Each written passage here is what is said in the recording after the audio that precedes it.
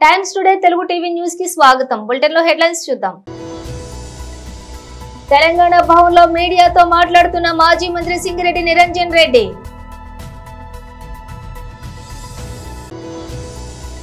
Postal ballot తోనే YCP గల్లంతవడం ఖాయం, అందుకే వైసీపీ డ్రామాలు. టీడీపీ ఎమ్మెల్సీ అశోక్ బాబు మీడియా సమావేశం. తెలంగాణలో కాంగ్రెస్ పాలనలో రైతులు అన్ని విధాలుగా ఇబ్బందులు పడుతున్నారు. పాయల్ శంకర్. బ్యాంకు ఖాతాలో ₹1,00,000 వేస్తాం, మూతపడిన ఫ్యాక్టరీలు భారత్ లో పని ప్రారంభిస్తాం. రాహుల్ గాంధీ.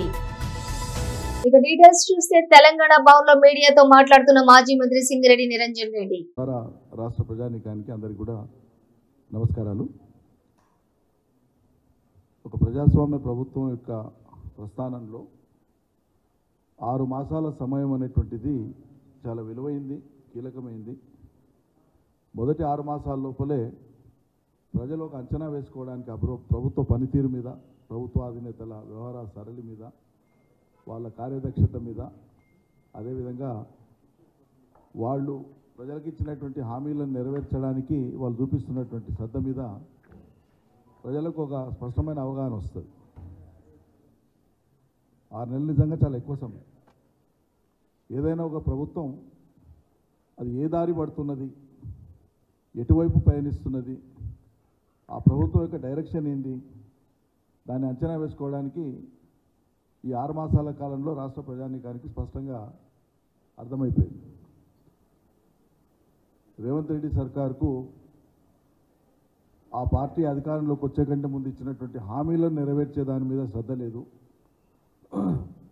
ఎంతసేపు ఆత్మస్తుతి, పరనింద అనేటువంటి ఒక ఏకైక అజెండాను మాత్రమే ముందు పెట్టుకొని సాగుతున్నట్లుగా స్పష్టంగా కనిపిస్తూ ఉన్నది. డైరెక్షన్ లెస్ ఉంది ప్రభుత్వం, ఓ దారితెన్ను లేకుండా ఉన్నది. ఒక నిర్మాణాత్మకమైనటువంటి పద్ధతిలో తామిచ్చినటువంటి హామీల మీద ముందు దృష్టి పెట్టి ప్రజాపాలనను కొనసాగిస్తూ మునుపటి ప్రభుత్వం కంటే మెరుగైనటువంటి రీతిలో మా ప్రభుత్వ చర్యలు ఉన్నాయి, మా ప్రభుత్వ విధానాలు ఉన్నాయి, మా ప్రభుత్వం యొక్క పనులు ఉన్నాయి, వీటి ఫలితం ప్రజలకు ఇట్లా అందుతుంది అని చెప్పి ఒక ఆత్మవిశ్వాసంతో చెప్పగలిగేటువంటి పరిస్థితి ఇలా ముఖ్యమంత్రి కానీ మంత్రిమండలి కానీ కనిపిస్తలేదు. నోరు తెరిస్తే ఈ 6 మాసాల కాలంలో మనం చూసిందంతా కూడా గత ప్రభుత్వం మీద, గత ప్రభుత్వ అధినేతల మీద, గత ప్రభుత్వ కాలంలో సుమారు 9.5 ఏళ్ల కాలంలో ఈ రాష్ట్రంలో అమలైనటువంటి సంక్షేమం, అభివృద్ధికి సంబంధించిన అనేకమైన అంశాలు ఏ ఒక్కటి కూడా అది ప్రజలకు ఏది లాభం చేయనట్లు, సాంత్వన కూర్చనట్లు, మేలు ఒనగూరనట్లు, అన్నింటికన్నీ వైఫల్యమైనటువంటి విధంగానే వాటి మీదనే మాట్లాడుతూ వచ్చినారు. మిషన్ కాకతీయ అంటే ఫెయిల్ అన్నారు, మిషన్ భగీరథ ఫెయిల్ అన్నారు, కాళేశ్వరం ఫెయిల్ అన్నారు, డబుల్ బెడ్రూమ్ ఇల్లు కట్టనే లేదన్నారు. ఇక 1 కాదు 2 కాదు, గొర్రెలది ఫెయిల్ స్కీమ్ అన్నారు, అసలు ఇయ్యనే లేదన్నారు. ఏది తీసుకుంటే అది గత ప్రభుత్వ హయాంలో జరిగినటువంటి పనిని ఒక్కదాన్ని కూడా అవును ఈ ప్రభుత్వ హయాంలో ఇది జరిగింది, ఇది జరగలేదు, లేదా ఇది కొనదాకా జరగలేదు, లేదా ఇందులో పొరపాటు జరిగింది, ఈ రకమైన చర్చ ఎక్కడ లేదు. మొత్తమే ఏం జరగలేదని చెప్పి హోల్సేల్గా ఎగ్గొట్టేటువంటి మాటలు మాట్లాడడం, ఆ పథకాలకు కానీ ఆ ప్రయోజనాలకు కానీ దురుద్దేశాలను అంటగట్టడం. పోనీ అవి చేస్తూ మీరు చెప్పిందన్నా ఏదైనా మొదలుపెట్టి చేస్తున్నా అంటే ఇచ్చిన ఒక మాట మీద లేదు. ఉచిత బస్సు అనేటువంటి తప్ప, మహిళలకు ఉచిత బస్సు తప్ప ఒక్కటంటే ఒక్కటి కూడా మాట మీద నిలబడలేదు. ఎప్పుడు మాట్లాడినా చాలా ఎదుటోళ్ళు అడిగేటువంటి వాళ్ళు ఏం తెలియక అమాయకులు అడుగుతుండేమో, వీళ్ళకే విజ్ఞానం లేదేమో అనుకునేటట్లు ఎదురుదాడి చేసి మాట్లాడతాడు ముఖ్యమంత్రి కానీ మంత్రులు కానీ. ఇవన్నీ అమలు చేసినాం కదా ఇంకేడున్నాయన్నట్టు మాట్లాడతారు. చివరికి ఎన్నికల సందర్భంగా రాహుల్ గాంధీ వస్తే ఆయనతో కూడా చెప్పించినారు మహాలక్ష్మి పథకం కింద 2,500 పుడుతున్నాయని. అంటే ఇంత బ్లఫ్ చేయడం, చేయని దాన్ని, అమలు చేయని దాన్ని, ప్రారంభించిన దాన్ని కూడా ప్రారంభం అయిపోయినాయి, అమల్లో ఉన్నాయి, అన్నీ నెరవేర్చినాం, ఏదో 1-2 మిగిలిన అన్నీ అయిపోయినాయి అన్నట్లుగా టేక్ ఇట్ ఫర్ గ్రాంటెడ్గా తీసుకొని మాట్లాడడం అనేది అలవాటు అయిపోయింది. కాబట్టి వాళ్ళు ఇచ్చిన హామీలు అమలు కానటువంటి యొక్క ప్రతిఫలం లేదా దాని యొక్క రిఫ్లెక్షన్ ఏంటంటే ఇవాళ అన్ని వర్గాల ప్రజలు కూడా తీవ్రమైనటువంటి వ్యతిరేకత, అసంతృప్తిని కలిగి ఉన్నారు. ప్రధానంగా రైతాంగ ప్రజలు. కరెంటు కాడ వైఫల్యం ఈ సర్కార్ది, నీళ్ళు ఇచ్చే కాడ వైఫల్యం, చివరికి వాళ్ళు పండించిన పంట కొంటామని చెప్పి కొనకపోగా నానా ఇక్కట్లు రైతులు పడ్డారు. ధాన్యం దడిచిపోయింది, చాలా రకాల ఇబ్బందులు పడ్డారు. బోనస్ ఇస్తామని ఎగ్గొట్టిండ్రు. పోస్టల్ బ్యాలెట్ తోనే వైసీపీ గల్లంతవడం ఖాయం, అందుకే వైసీపీ డ్రామాలు. టీడీపీ ఎమ్మెల్సీ అశోక్ బాబు మీడియా సమావేశం, ఎన్టీఆర్ భవన్ అమరావతి నుండి ప్రత్యక్ష ప్రసారం.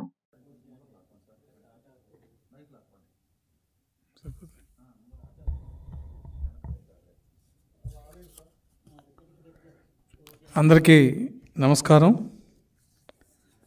గత 2 రోజులుగా వైసీపీ పార్టీ నాయకులు ఎలక్షన్ కమిషన్ ఇచ్చిన సర్క్యులర్, పోస్టల్ బ్యాలెట్స్ మీద ఇచ్చిన ఒక క్లారిఫికేషన్ కానీ సర్క్యులర్ దాని మీద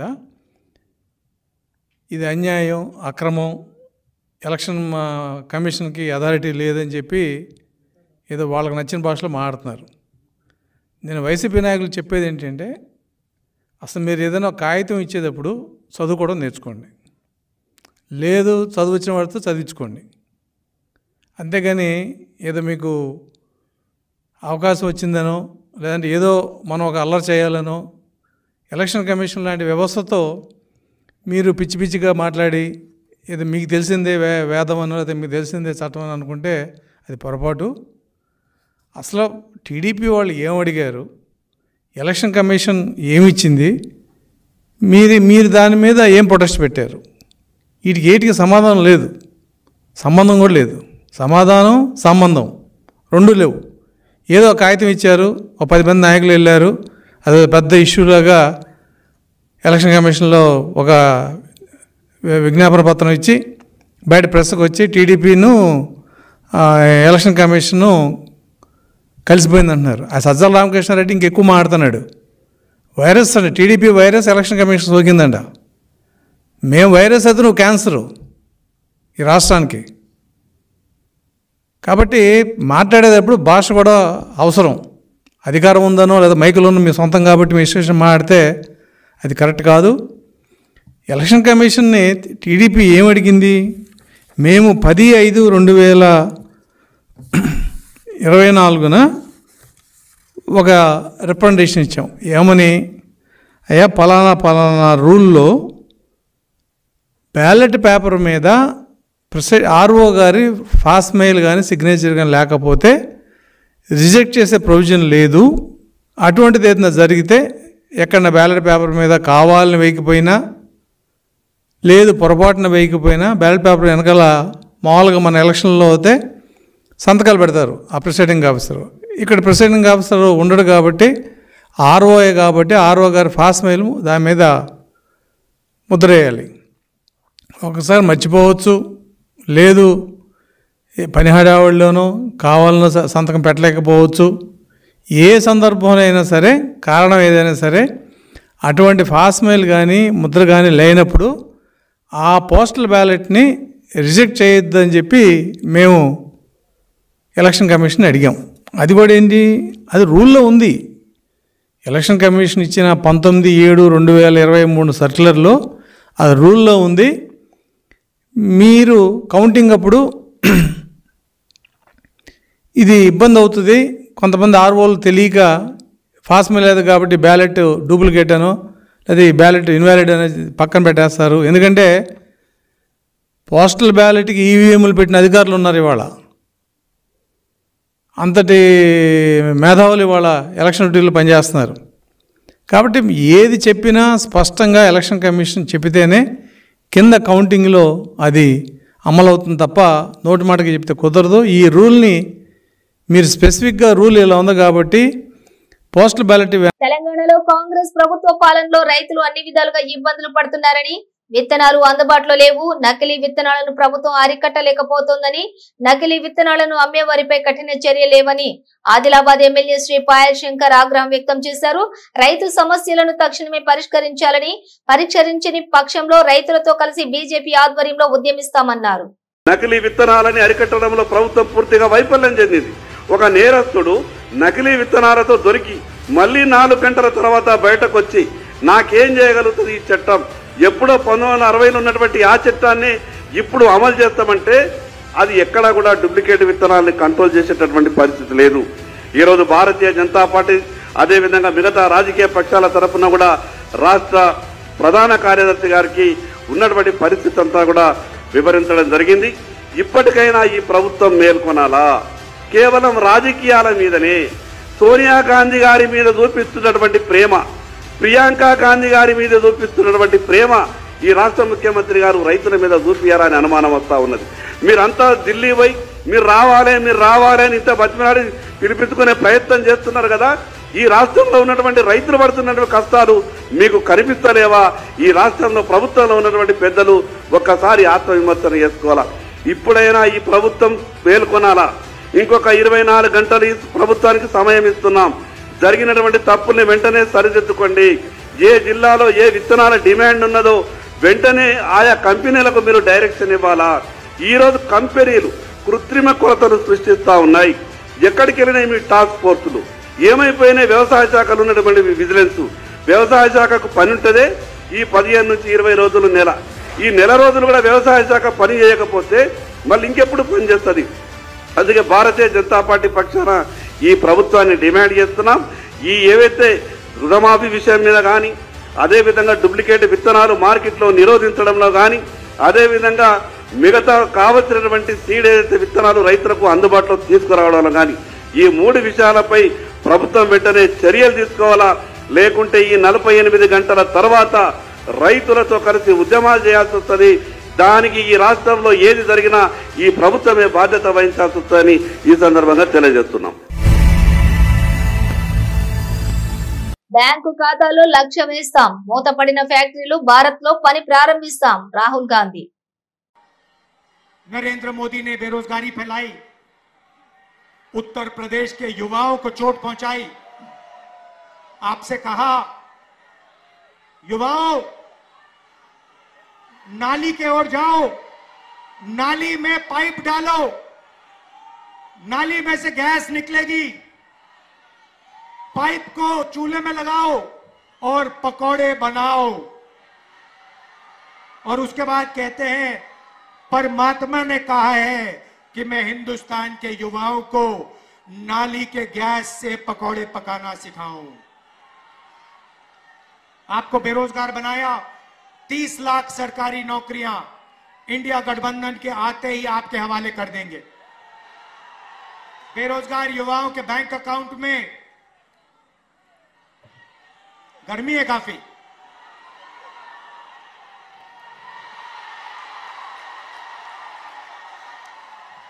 बेरोजगार युवाओं के बैंक अकाउंट में महीने के 8,500 रुपए, साल के 1 लाख रुपए खटाखट पहली नौकरी पक्की स्कीम में। भाई और बहनों, ये जो हम आपके जेब में पैसा डाल रहे हैं इसके पीछे सोच है। नरेंद्र मोदी ने 22 अरबपति बनाए, उन्होंने पैसा इंग्लैंड भेजा, अमेरिका भेजा, जापान भेजा, दुबई भेजा। हम आपके जेब में पैसा डाल रहे हैं। आप इस पैसे को गांव में, शहरों में, कस्बों में खर्चोगे। आप स्कूटर खरीदोगे, मोटरसाइकिल खरीदोगे, आप घड़ी खरीदोगे, मोबाइल फोन खरीदोगे, शर्ट पैंट खरीदोगे। जैसे ही आप ये चीजें खरीदोगे, हिंदुस्तान की फैक्ट्रियां चालू हो जाएंगी और उन्हीं फैक्ट्रियों में हिंदुस्तान के युवाओं को रोजगार मिलना शुरू हो जाएगा। हम हिंदुस्तान की अर्थव्यवस्था को जंप स्टार्ट करने जा रहे हैं। जैसे फ्यूल टैंक में पेट्रोल डाला जाता है, उसके बाद चाबी घुमाई जाती है, वैसे हम आपके फ्यूल टैंक में पेट्रोल डाल रहे हैं, धन डाल रहे हैं। उसके बाद चाबी घुमाएंगे, हिंदुस्तान की अर्थव्यवस्था चालू हो जाएगी, आपको रोजगार मिलेगा। రాష్ట్రంలో వచ్చే నెల 4వ తేదీన జరగనున్న ఓట్ల లెక్కింపు కార్యక్రమాన్ని విజయవంతంగా నిర్వహించేందుకు చేస్తున్న ముందస్తు ఏర్పాట్లను న్యూఢిల్లీ నిర్వచన్ సదన్ నుండి వీడియో కాన్ఫరెన్స్ ద్వారా సమీక్షిస్తున్న senior deputy election commissioner Nitish Vyas భారత ఎన్నికల సంఘం మార్గదర్శకాలను పాటిస్తూ ఓట్ల లెక్కింపు కార్యక్రమానికి త్వరితగతిన ఖచ్చితమైన ఫలితాల ప్రకటనకు, శాంతి భద్రతల పరిరక్షణకు నియోజకవర్గాల వారీగా ఇప్పటి వరకు చేసిన ఏర్పాట్లను, తీసుకుంటున్న చర్యలను ఈ సమావేశంలో ఆయన సమీక్షిస్తున్నారు. రాష్ట్ర ఎన్నికల సంఘం కార్యాలయం నుండి రాష్ట్ర ప్రధాన ఎన్నికల అధికారి Mukesh Kumar Meena, state police nodal officer additional DGS Bagchi, అదనపు సీఈఓ ఎంఎన్ హరేంద్ర ప్రసాద్ తో పాటు రాష్ట్రంలోని అన్ని నియోజకవర్గాల ఆర్వోలు, జిల్లా ఎన్నికల అధికారులు మరియు పోలీస్ కమిషనర్లు, ఎస్పీలు వారి నియోజకవర్గాల నుండి ఈ వీడియో కాన్ఫరెన్స్ లోని పాల్గొన్నారు.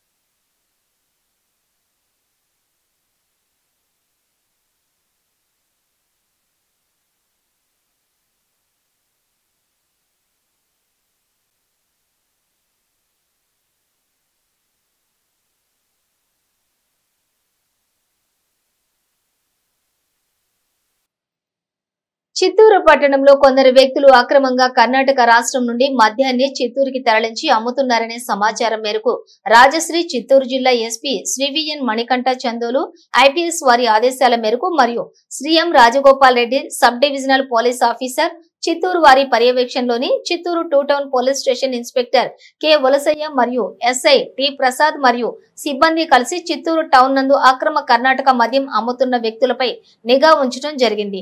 అందులో భాగంగా ఈ రోజు అనగా 29/5/2024వ తేదీ ఉదయం 5:30 ఎవరో ఒక మగ వ్యక్తి చిత్తూరు టౌన్ తేనెబండ ఆంజనేయ స్వామి గుడి సమీపంలోని ముళ్ల పొదల వద్ద కర్ణాటక మద్యం నిల్వ ఉంచి అమ్ముతున్నాడని రాబడినటువంటి రహస్య సమాచారం మేరకు Chittoor 2 town CI K Valasayya, SI T Prasad మరియు సిబ్బంది కలిసి సదరు ప్రదేశానికి వెళ్లగా అక్కడ మద్యం అక్రమంగా స్టాక్ పెట్టి అమ్ముతుండినటువంటి ఏ లోకేష్ అను అతన్ని పట్టుకొని అతని వద్ద ఉండినటువంటి ₹1,00,000 విలువ చేసే 11 బాక్సుల బెంగళూరు బ్రాండీ కర్ణాటక మద్యంను మరియు మద్యాన్ని తరలించడానికి ఉపయోగించినటువంటి మోటార్ సైకిల్ ని స్వాధీనం చేసుకోవడం జరిగింది.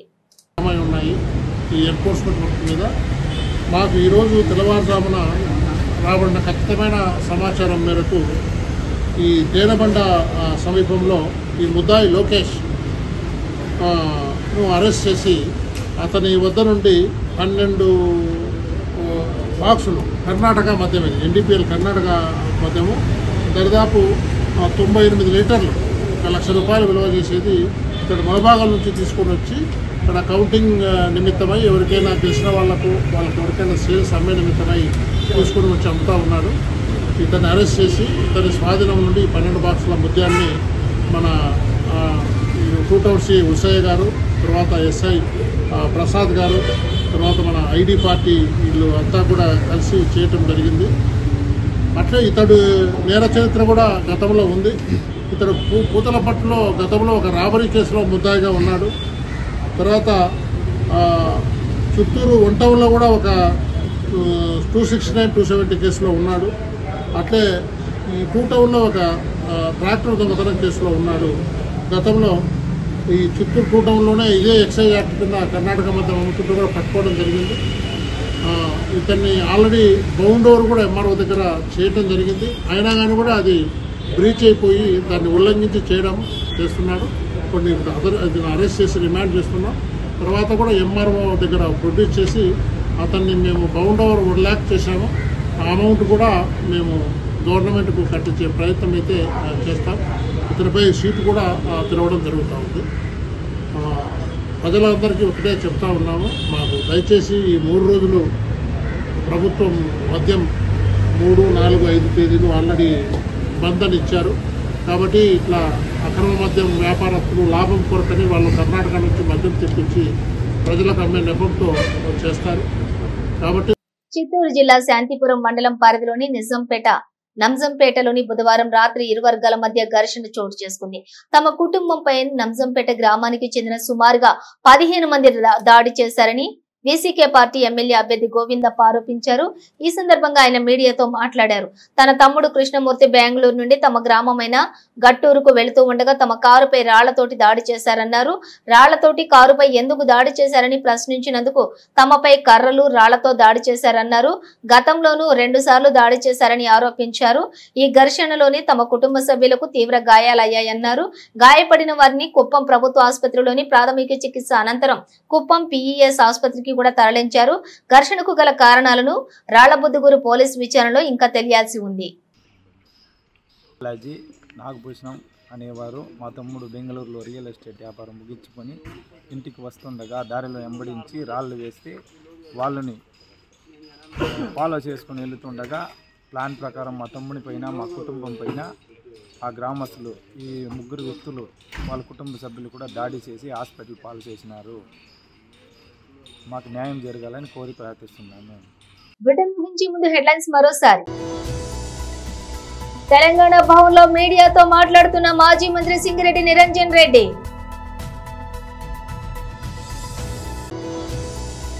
పోస్టల్ బ్యాలెట్ తోనే వైసీపీ గల్లంతవడం ఖాయం, అందుకే వైసీపీ డ్రామాలు. టీడీపీ ఎమ్మెల్సీ అశోక్ బాబు మీడియా సమావేశం. తెలంగాణలో కాంగ్రెస్ పాలనలో రైతులు అన్ని విధాలుగా ఇబ్బందులు పడుతున్నారు, పాయల్ శంకర్. బ్యాంకు ఖాతాలో ₹1,00,000 వేస్తాం, మూతపడిన ఫ్యాక్టరీలు భారత్ లో పని ప్రారంభిస్తాం, రాహుల్ గాంధీ. ఇవి బులెటిన్ విశేషాలు. మరో బులెటిన్ తో మళ్ళీ కలుద్దాం.